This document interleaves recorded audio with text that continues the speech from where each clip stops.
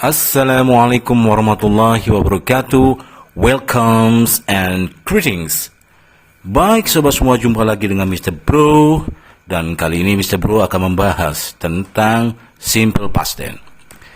Baik, tanpa basa-basi kita langsung saja. Kita akan coba kupas tuntas tentang simple past tense sobat semua. Dari mulai definisi, fungsi, pola, verb, keterangan waktu, bentuk, contoh dialognya, dan contoh evaluasinya. Agar menghemat waktu, kita langsung saja kita lihat dulu apa sebetulnya simple past tense itu. Mari kita lihat definisinya.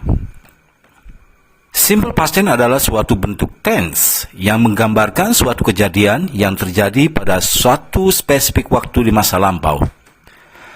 Kata kerja yang digunakan pada simple past tense ini harus berupa kata kerja kedua atau verb 2. Nah, serupa dengan simple present tense, bentuk ini merupakan salah satu tense yang paling dasar dan sering digunakan pada saat penulisan atau percakapan dalam bahasa Inggris.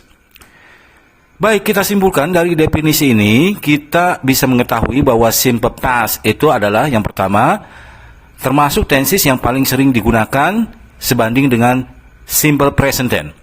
Yang kedua, simple past tense itu menggambarkan waktu kejadian di masa lampau.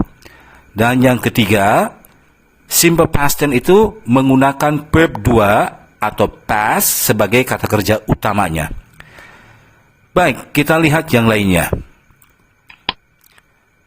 Kita lihat fungsi dari simple past tense. Go!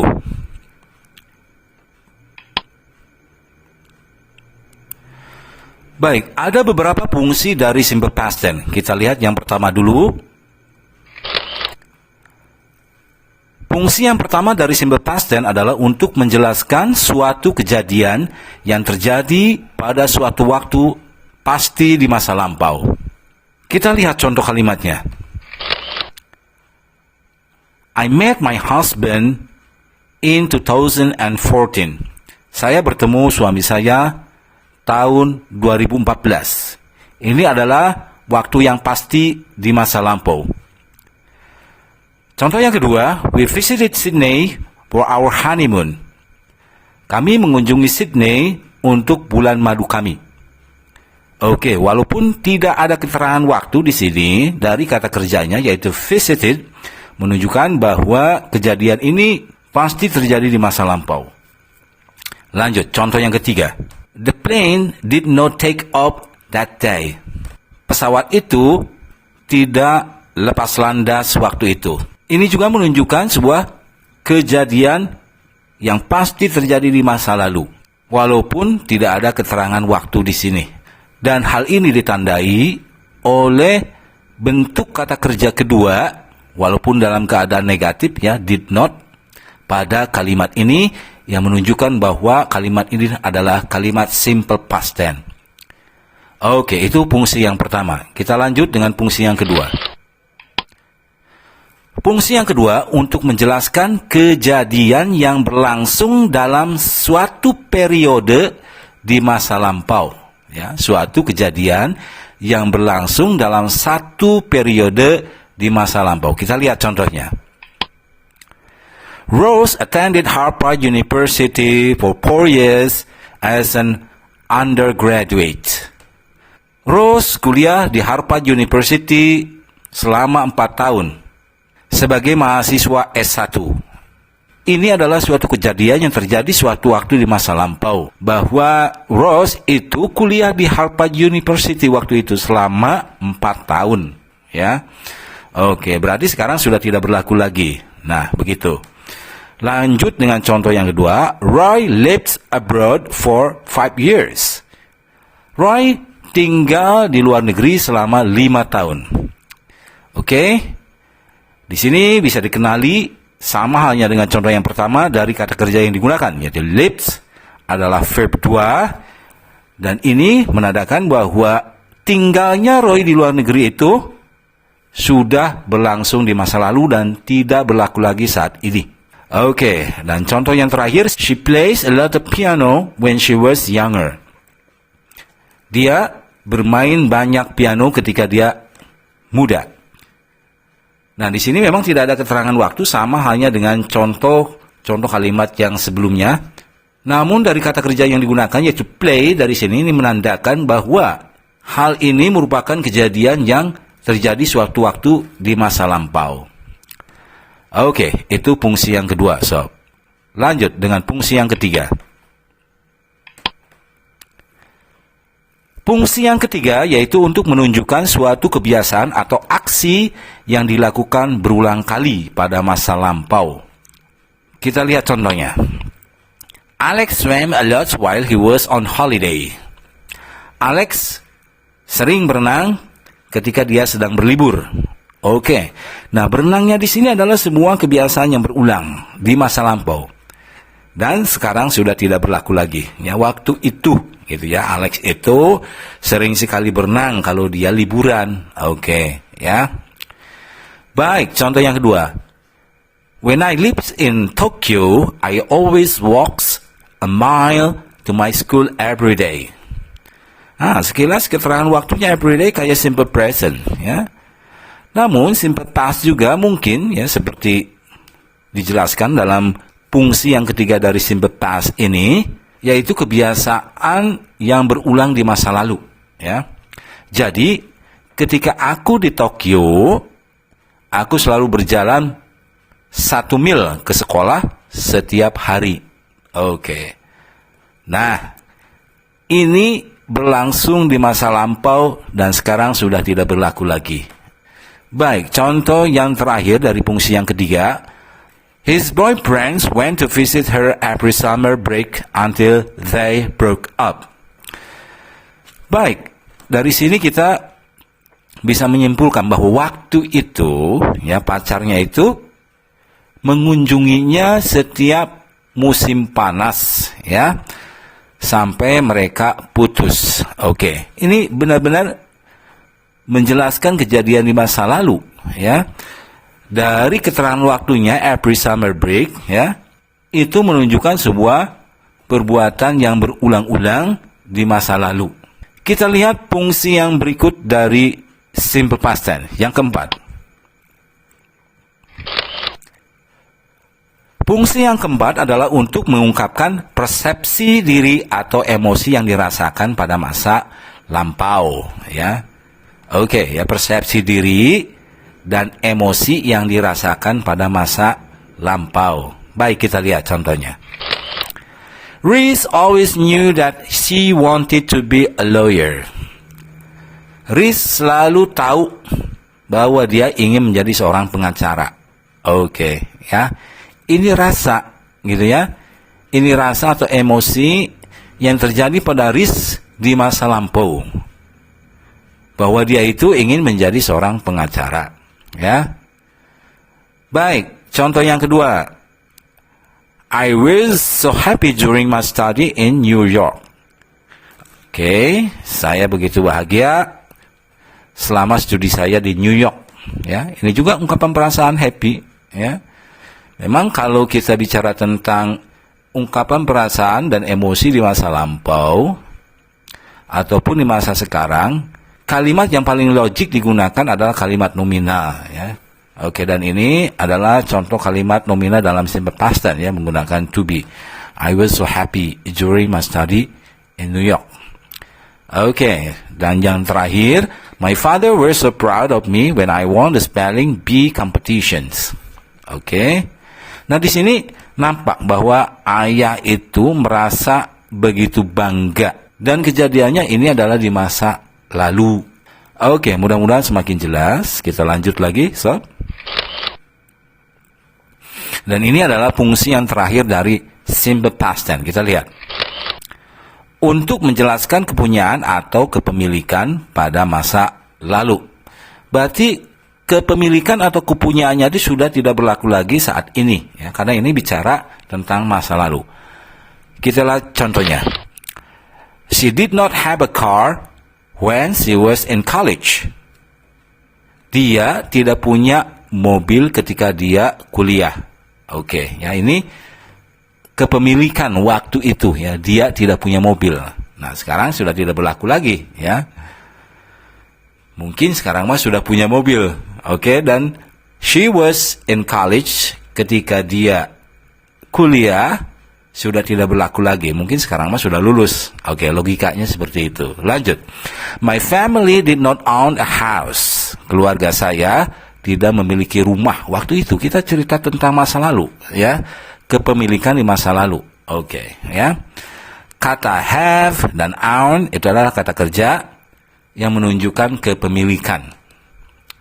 Oke, dan ini yang terakhir. The books belong to my brothers. Buku-buku itu kepunyaan saudara laki-laki saya. Oke, kata belongs to sama halnya dengan have dan own adalah kata kerja yang bermakna kepemilikan. Oke, dalam simple past tense konteksnya kepemilikan di sini adalah kepemilikan di masa lalu, ya. Dan sekarang sudah tidak berlaku lagi.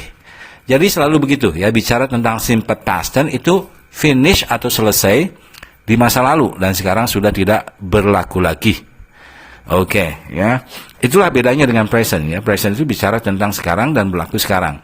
Oke, simple past di sana itu mungkin saja ada kebiasaan, dalam simple past tense juga mungkin ada kepemilikan, dalam simple past tense juga ada perbuatan yang dilakukan berulang-ulang, tapi kejadiannya di masa lalu dan tidak berlaku lagi saat ini. Baik, mudah-mudahan dari 5 fungsi itu, sobat mendapatkan gambaran bahwa simple past tense itu identik dengan simple present dari fungsinya.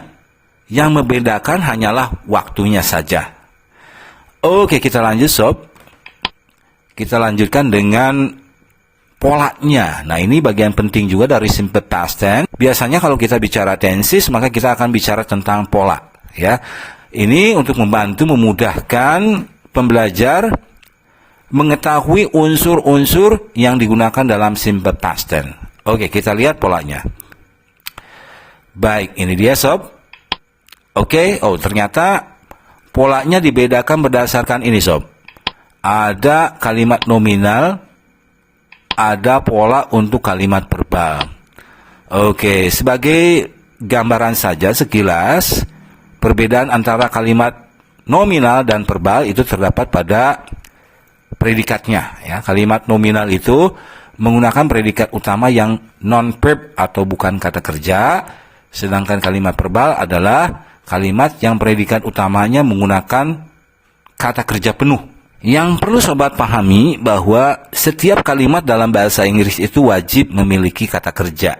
Nah, baik dalam kalimat nominal ataupun dalam kalimat verbal. Cuman tadi, ya, perbedaannya sekali lagi, kalau kalimat nominal kata kerja yang digunakannya terbatas, hanya kata kerja to be.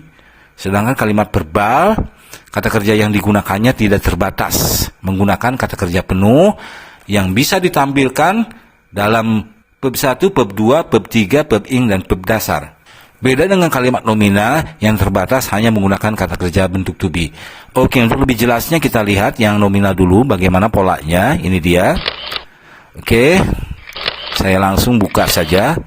Yang harus sobat ketahui bahwa setiap kalimat dalam bahasa Inggris itu lazimnya ditampilkan dengan 3 cara, ya, yaitu positif, negatif, dan interrogatif. Ya. Menyatakan, menyangkal, dan bertanya. Selalu begitu, ya. Nanti dalam kalimat verbal juga begitu. Oke, langsung saja sobat kita lihat, ya. Untuk pola kalimat nominal yang positif, sobat lihat di sini komponen atau unsur yang digunakannya tentu ada subjek, ya. Ini lazim, di verbal juga sama, diawali oleh subjek dulu. Nah, ini pembedanya ada di kata kerjanya, ya. Kata kerjanya untuk kalimat nominal itu menggunakan kata kerja bentuk to be. Sebagai pembanding, dalam simple present, to be itu are, am, dan is. Nah, dalam simple past tense kita menggunakan was dan were sebagai kata kerja utamanya. Serta kesininya adalah lain-lain. Dan lain-lain yang utama adalah tentu predikatnya yang non-verb atau bukan kata kerja. Bisa kata sifat, kata benda, kata keterangan. Yang jelas bukan kata kerja atau non-verb. Baik, kenapa harus ada was dan were di sini, ya? Nah, ini adalah opsi. Di mana was atau were yang digunakan tergantung subjeknya. Sekedar pengetahuan saja, was itu untuk subjek tunggal dan were untuk subjek jamak. Selain kriteria tunggal dan jamak, was juga biasanya digunakan untuk kata ganti orang seperti I, she, dan he. I was, he was, she was. Begitupun dengan were, bisa digunakan dengan kata ganti orang. Dan kata ganti orang yang digunakan adalah sisanya, yaitu you were, we were, they were. Oke, seperti itu. Ya. Nah, itu pola untuk kalimat positifnya seperti itu, ya. Jadi pembedanya di sini ada di kata kerjanya yang menggunakan kata kerja to be bentuk past, yaitu was dan were. Oke, seperti itu. Pola dalam bentuk negatif dan interrogatif adalah pengembangan. Jadi tidak begitu signifikan, karena misalnya di sini ya, di negatif ya, pola kalimat nominal yang negatif untuk simple past tense itu ya mirip dengan yang positifnya, tinggal ditambah keterangan negatif not saja, ya. Oke, jadi yang membedakannya ada di kata kerjanya. Subjek dan lain-lainnya tidak berubah, ya. Oke. Dan yang terakhir, yang interrogatif, ya. Sama saja unsurnya masih ada 3, cuman kalau interrogatif ada inversi, yang dimana to be sebagai kata kerja ke depan, ya. Was he, was she, was I. Were you, were they, were we. Oke, kesananya sama saja, ya. Oke, biasanya kalau interrogatif jangan lupa diakhiri dengan question mark atau tanda tanya. Oke, sobat, di sini hanya menjelaskan polanya saja, ya, belum sampai ke contoh dan pembahasan lebih dalam tentang kata kerjanya, karena itu nanti ada pembahasannya khusus. Kita lihat yang verbal. Kita tutup dulu yang nominal, kita lihat yang verbal. Oke. Saya buka langsung tiga-tiganya. Positif, negatif, dan interrogatif. Oke, ya. Sama dengan pola kalimat nominal, pola kalimat verbal pada simple past tense juga memiliki ciri pembeda pada kata kerjanya, ya. Oke, lihat nomor 2 setelah subjek, ya. Nah, ini, ya. Di mana pola untuk kalimat positifnya adalah subjek ditambah verb 2 dan lain-lain, ya. Nah, di sini yang membedakan dengan yang nominal, di verbal tidak menggunakan was were kata kerjanya, tapi menggunakan kata kerja penuh. Oke, nanti akan berkembang, sob, ya. Verb 2-nya itu akan dibagi lagi. Ada yang beraturan, ada yang tidak beraturan. Nanti pembahasannya ada di bagian kata kerja, ya. Baik. Bagaimana dengan pola kalimat verbal simple past tense untuk yang negatif, ya? Oke, seperti saya tekankan tadi, ciri pembedanya ada di nomor 2 atau di kata kerjanya, ya. Di mana kalimat verbal simple past tense yang negatif itu selalu menggunakan kata kerja did not, ya, atau disingkat didn't, yang bermakna tidak. Oke, ya.